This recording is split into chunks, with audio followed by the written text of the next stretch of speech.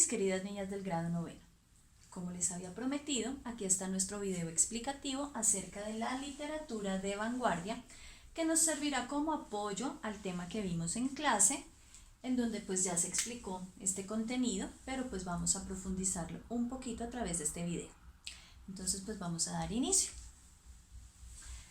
Recordemos que cuando hablamos de la literatura de vanguardia estamos hablando de un movimiento que marcó una ruptura en todos los esquemas literarios y en general de todas las artes, alejándose de toda estructura, de toda norma, y que se dio inicialmente en Francia y que tuvo repercusiones a nivel de Estados Unidos y de Latinoamérica, porque sabemos que pues Europa siempre ha sido como la cuna de esos grandes cambios de pensamiento que luego han venido a influenciar nuestros países latinoamericanos.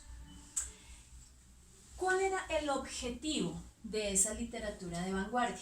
Pues el primero y principal, el más importante, era romper con las normas impuestas, es decir, alejarse de las estructuras, de las normas, porque los vanguardistas consideraban que someter a un artista en cualquiera de las artes, someterlo a normas, a estructuras, a esquemas, pues significaba limitar su capacidad creadora. Y pues un artista lo que quiere es dejar fluir su libertad de creación, su imaginación, su creatividad. Y las normas, las estructuras, pues limitan esa capacidad. Y esto a través de la exigencia de la libertad para una nueva expresividad. Entonces ellos pedían simplemente libertad de expresión en el arte en el que cada uno pues se enfocara. Estas literaturas de vanguardia abarcaron las primeras décadas del siglo XX y se cultivaron a través de la poesía y del ensayo. Entonces la poesía a nivel de la literatura fue el género que más sobresalió en esta época. Pero entonces era una literatura que ya no se sometía a esas normas métricas, a esas estructuras de la lírica y de la poesía tradicionales, en donde se analizaba la métrica, la rima, la versificación, en donde los poemas, las distintas composiciones se sometían como a unas medidas muy estrictas con las cuales los vanguardistas pues no estaban de acuerdo. Y el ensayo, pues no podemos desligar obviamente la parte del contexto histórico, social y cultural que rodea a un autor, ¿no? Entonces en esta época los autores latinoamericanos observaban en sus países una tremenda desigualdad social, unos problemas económicos que iban en aumento, una gran influencia de las potencias mundiales sobre nuestros países latinoamericanos que las estaban empezando a someter a nivel económico, que aprovechaban esas grandes empresas que estaban empezando a crearse aquí en estos países para oprimir un poco más a esas clases vulnerables que necesitaban de un sustento y que por lo tanto tenían que empeñar su mano de obra por unos costos muy bajos, injustos además, y en unas condiciones laborales que no eran favorables. Entonces el ensayo se empleó como ese medio para expresar ese descontento del hombre vanguardista latinoamericano.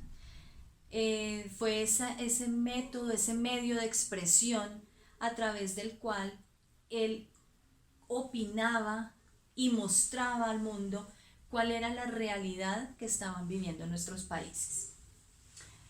Esto lo hicieron a través de tres movimientos que fueron los más sobresalientes en Latinoamérica, y que recordemos que cuando hablamos de vanguardias pues no estamos hablando de un movimiento específico, sino de un conjunto de pequeños movimientos que eran impulsados por distintos autores y que estos ganaban adeptos, es decir, ganaban seguidores que adoptaban esos nuevos estilos que ellos proponían, y que de acuerdo a esos estilos y a esas propuestas, pues crearon grupos como los creacionistas, los ultraístas o los surrealistas, dentro de estos pequeños movimientos que tenían unas características muy propias, aunque muy similares también entre ellos. Entonces miremos, por ejemplo, el creacionismo, que fue impulsado por el chileno Vicente Huidobro, y en él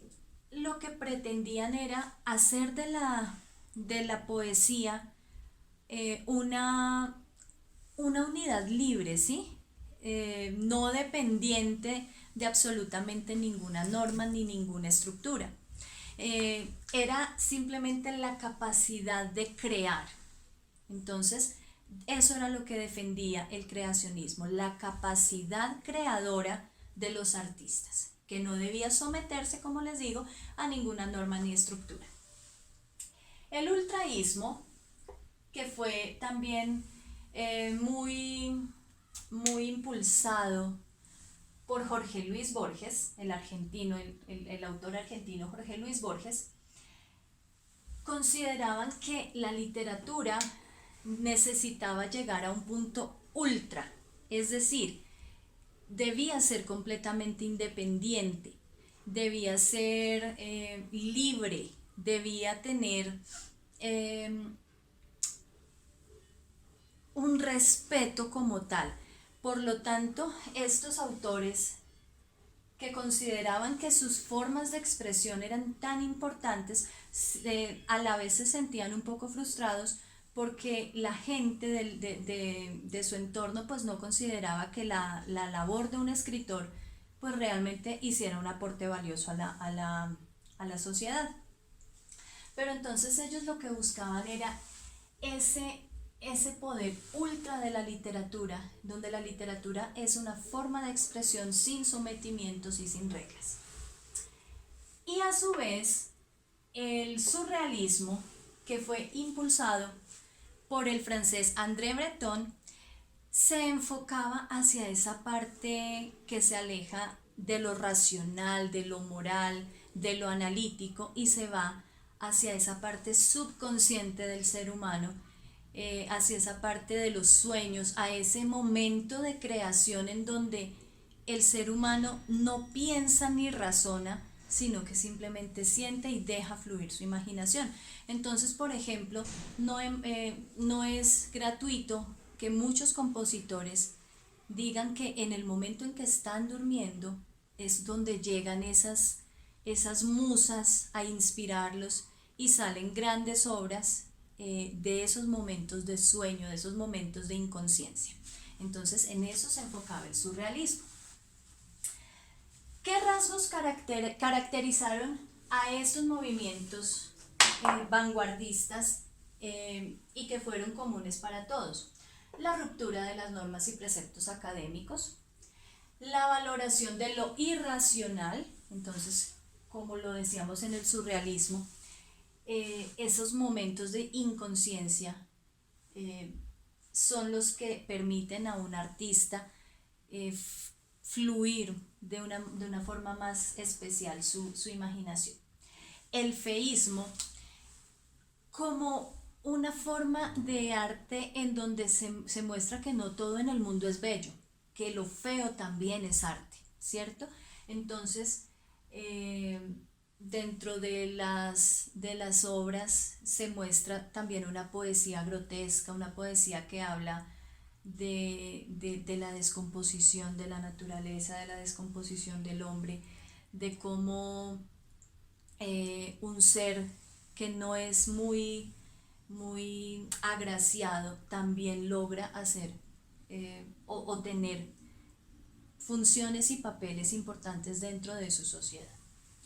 El arte no figurativo, entonces, es el arte que no quiere representar la realidad, sino que crea una realidad alterna porque sí, porque es parte de su creación, porque es parte de su expresión.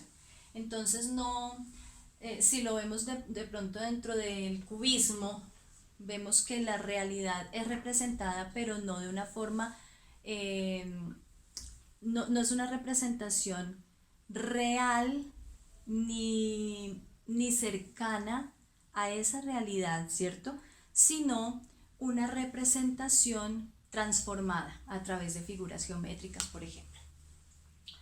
La nueva disposición gráfica, entonces tenemos lo que mencionábamos en la clase, por ejemplo, los caligramas. Entonces ya los autores se inspiraban en alguna imagen, en algún símbolo que les representara a ellos algo importante, y esa imagen la dejaban fluir, la dejaban crecer en su imaginación y hacían sus composiciones con formas dependiendo de eso que ellos querían expresar. Entonces los caligramas son un perfecto ejemplo de esta nueva disposición gráfica.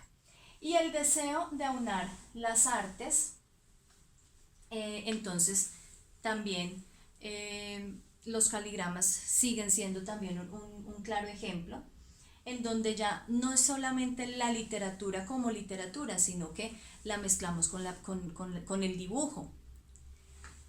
La música, por ejemplo, se relaciona con la poesía, entonces dándole la libertad a esas nuevas formas poéticas sin sometimientos, sin esquemas, sin estructuras específicas.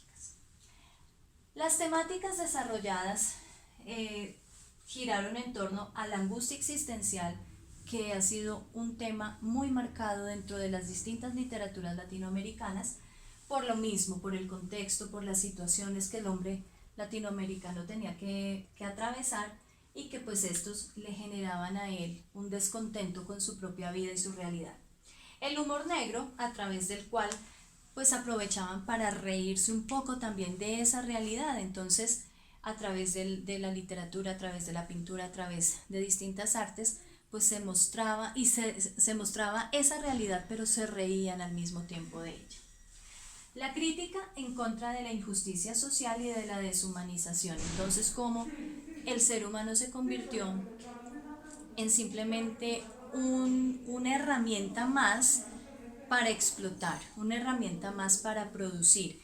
Y esto sin unas condiciones laborales justas, las mujeres con pocos derechos, los niños que tenían que trabajar también y que eran supremamente explotados, los obreros explotados, los campos, la naturaleza también siendo explotada por esas grandes industrias que empezaban a nacer aquí y a formarse, y que con el paso del tiempo vemos cómo pues siguen afectando hasta cierto punto nuestra realidad latinoamericana. Entonces, mis niñas, este ha sido un brevísimo resumen con el cual ustedes pues complementarán algunos datos, y nos veremos en nuestra próxima clase. Que Dios las bendiga.